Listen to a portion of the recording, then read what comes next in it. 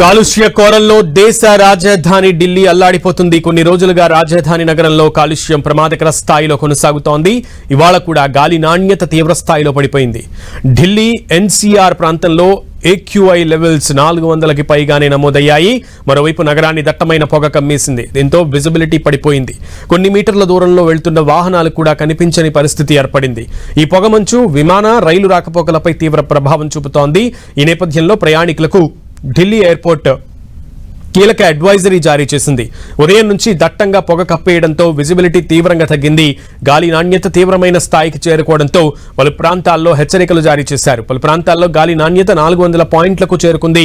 ఆనంద్ విహార్లో గాలి నాణ్యత 435 పాయింట్లు, బురారీ క్రాసింగ్ దగ్గర 415, చాందనీ చౌక్ ఏరియాలో 419 పాయింట్లుగా ఉంది. పొగమంచు ప్రభావంతో వాహనదారులు ఇబ్బందులు పడుతున్నారు. సరైన విజిబిలిటీ లేకపోవడంతో కొన్ని ప్రాంతాల్లో వాహనాలు నెమ్మదిగా కదులుతున్నాయి. అటు గాలి నాణ్యత తీవ్రమైన స్థాయికి చేరడంతో వృద్ధులు, పిల్లలు జాగ్రత్తగా ఉండాలని అధికారులు సూచించారు. శ్వాసకోశ వ్యాధుల ప్రభావం ఉండే ఛాన్స్ ఉందని వైద్యులు చెబుతున్నారు. వాయు కాలుష్యానికి తోడు నగరంలోని అనేక ప్రాంతాలను దట్టమైన పొగమంచు కమ్మేసింది. దీంతో విజిబిలిటీ పడిపోయింది. మరోవైపు ఉత్తర భారతం అంతటా సీజన్లో మొదటిసారిగా దట్టమైన పొగమంచు ఏర్పడింది. ఉత్తరప్రదేశ్, పంజాబ్, హర్యానా రాష్ట్రాల్లోనూ పొగమంచు పరిస్థితులు ఏర్పడ్డాయి. యూపీ, పంజాబ్లో విజిబిలిటీ 50 మీటర్ల కంటే తక్కువగా నమోదైంది. దీంతో స్థానికులు తీవ్ర అవస్థలు పడుతున్నారు. ముఖ్యంగా పిల్లలు, వృద్ధులు, శ్వాసకోశ సంబంధిత వ్యాధులతో బాధపడుతున్న వారు ఆరోగ్య సమస్యలతో సతమతమవుతున్నారు.